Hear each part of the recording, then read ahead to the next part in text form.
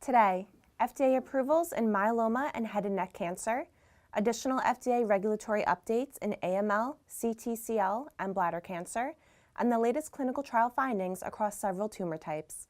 Welcome to Enclave News Network. I'm Gina Columbus. The FDA has approved daratumumab in combination with lenalidomide and dexamethasone, or bortezomib and dexamethasone, for patients with relapsed multiple myeloma following at least one prior therapy, based on findings from the Phase 3 Pollux and Castor studies. In the Pollux trial, adding daratumumab to lenalidomide and dexamethasone reduced the risk of progression or death by 63% versus lenalidomide and dexamethasone for patients with relapsed refractory multiple myeloma. In the Castor trial, the addition of daratumumab to bortezomib and dexamethasone reduced the risk of progression or death by 61% compared with the two drugs alone for patients with recurrent or refractory multiple myeloma.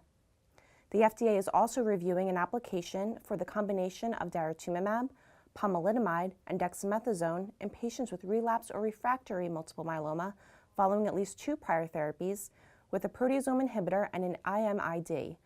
A decision for this indication is anticipated by June 17, 2017. In head and neck cancer, the FDA approved nivolumab for patients with metastatic or recurrent disease following progression on a platinum-based therapy.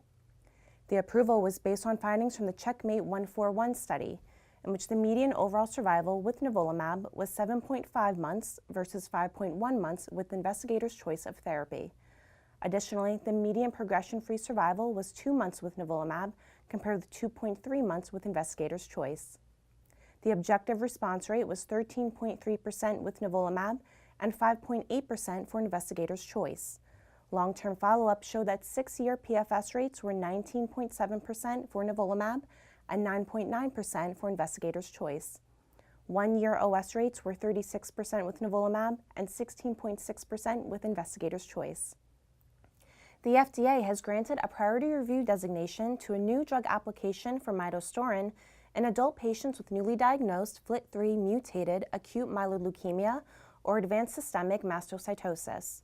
The application is based on the Phase 3 RATIFY trial in AML, as well as a Phase 2 study of patients with SM. In RATIFY, results showed that adding midostaurin to chemotherapy reduced the risk of death by 23% versus chemotherapy alone in patients with AML who harbored a FLT3 mutation. The Phase 2 data that were submitted for midostaurin in SM showed that the agent had a 60% overall response rate and a 24.1-month median duration of response. In this trial, the median OS was 28.7 months. Midostaurin's priority review follows a breakthrough therapy designation granted in February 2016 for newly diagnosed patients with FLT3 mutated AML. Brentuximab vedotin was granted a breakthrough therapy designation by the FDA as a potential treatment for patients with CD30-positive mycosis fungoides or primary cutaneous anaplastic large cell lymphoma. The indication would be following at least one prior systemic therapy. The decision stems from data reported in the Phase 3 Alcanza trial, in which the rate of objective responses lasting at least 4 months was 56% in patients treated with brentuximab vedotin, compared with 13% in patients receiving physician's choice of standard therapies. Symptom reduction was also found to be significantly better with brentuximab vedotin compared with the physician's choice arm. The FDA has issued a complete response letter to Spectrum Pharmaceuticals, informing the company that its new drug application for apaziquone in bladder cancer would not be approved. The final decision follows a September recommendation from the FDA's Oncologic Drugs Advisory Committee, which voted 14-0 against approving apaziquone for intravesical instillation immediately following transurethral resection in patients with non-muscle invasive bladder cancer. Spectrum has halted its ongoing Phase 3 apaziquone program and, following discussions with the FDA, is considering a new, smaller study of the treatment. In patients with head and neck cancer, the combination of lirilumab and nivolumab led to a 24.1% objective response rate in a Phase 1/2 study. Of the 29 patients evaluable for response, 3 had a complete response while 4 had partial responses. 6-month and 12-month OS rates were 90% and 60% respectively. Moreover, no patients with PD-L1 negative disease responded to the combination regimen. The study findings were recently presented at the SITC 31st Annual Meeting and associated programs in Washington, D.C. Data for another combination regimen presented at the SITC annual meeting showed encouraging results in patients with pretreated metastatic urothelial carcinoma. The PD-1 inhibitor nivolumab plus the CTLA-4 inhibitor ipilimumab combined across varying dosages led to high response rates and improved survival in the CheckMate 032 study. Results of the open-label trial showed that the objective response rate for patients receiving nivolumab at 1 mg per kilogram with ipilimumab at 3 mg per kilogram was 38.5%, with a complete response rate of 3.8%. Also in this cohort, the median progression-free survival was 4.3 months and the median overall survival was 10.2 months. In patients receiving nivolumab at 3 mg per kilogram and ipilimumab at 1 mg per kilogram, the overall response rate was 26% and the CR rate was 2.9%. In this group, the median PFS was 2.6 months with a median OS of 7.3 months. Updated results from the CABO-SUN trial in renal cell carcinoma showed that frontline treatment with cabozantinib is associated with a 34% reduction in the risk of progression or death when compared with standard sunitinib for patients with metastatic disease. Additional findings showed that the median progression-free survival was 2.6 months longer with cabozantinib versus sunitinib, with respective overall response rates of 46% and 18%.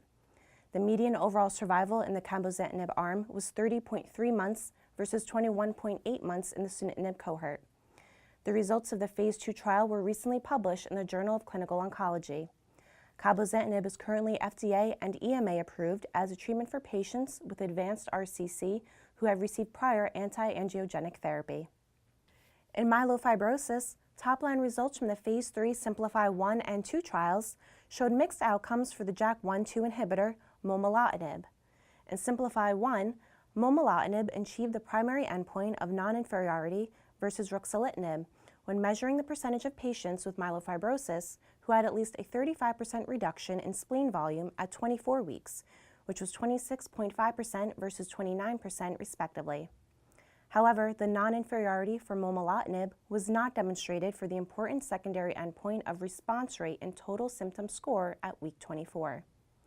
More mixed results were seen in Simplify 2.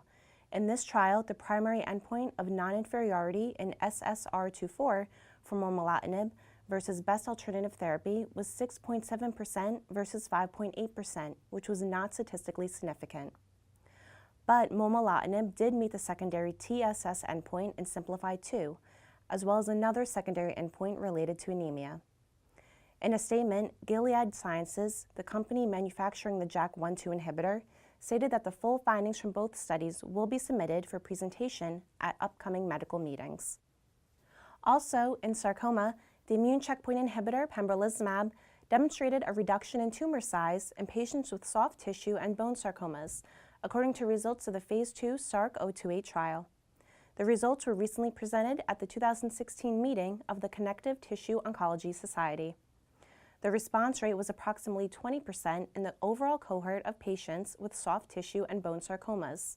However, a response rate of 44% was shown in a subgroup of patients with undifferentiated pleomorphic sarcoma, who also experienced a reduction in tumor size.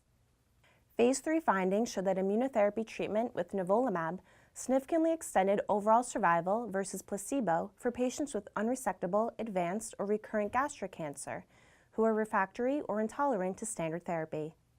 In the ONO-453812 trial, the primary endpoint of the study was overall survival, with secondary endpoints being progression-free survival and objective response rate. Findings from this study were not yet announced and will be presented at an upcoming scientific meeting.